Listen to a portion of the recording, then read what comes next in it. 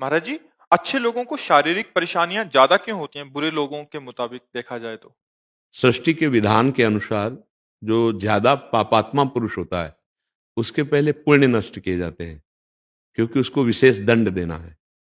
और जो ज्यादा पुण्यात्मा और सतमार्ग में चलता है उसको विशेष सुख मिलना है, इसलिए उसके पाप नष्ट किए जाते हैं। तो जब वो सत्कर्म परायण दृढ़ निष्ठा वाला होता है, धर्म से चलने वाला, तो उसके पाप नष्ट किए जाते हैं जो पूर्व के जमा है। तो नष्ट करने के लिए वो फटाफट आते हैं। अब उसको दिखाई देता है कि बहुत धर्म से चल रहा है, बड़ा कष्ट भोग रहा है, और एक पाप कर्म कर रहा है, तो उसके पुण्य नष्ट किए जाते हैं। तो उस पाप कर्म को करते हुए भी वो फला फूला और बड़ा सुखी दिखाई दे रहा है, लेकिन उसके पुण्य नष्ट हो रहे हैं। जिस समय उसके वो पुण्य नष्ट हुए और वर्तमान का पाप और जमा हुआ संचित पाप दोनों मिलेंगे, तो जैसे बम ब्लास्ट हो जाता है ना, सब विध्वंस हो जाता है, वैसे सर्वनाश हो जाता है। पापाचरण करने वाला सुखी रहेगा ऐसा तो नहीं। एक समय होता है जब पुण्य उसके काम करते हैं। रावण चलता था, भुजा ठोक देता था तो लोकपाल भयभीत हो जाते थे।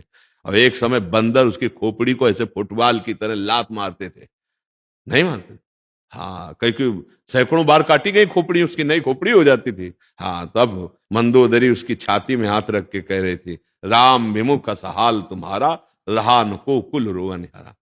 ये पक्का समझ लीजिए, धर्म करने वाला कुछ समय के लिए दुखी दिखाई देगा क्योंकि उसके पाप नष्ट हो रहे हैं, लेकिन वो परम सुखी होगा। जैसे धर्मराज युधिष्ठिर, 12 वर्ष का वनवास, 1 वर्ष का अज्ञातवास, द्रौपदी के साथ ऐसा बर्ताव, लेकिन सिंहासन पर चक्रवर्ती सम्राट पद पर कौन बैठा? युधिष्ठिर जी। और सर्वनाश किनका हुआ? दुर्योधन का।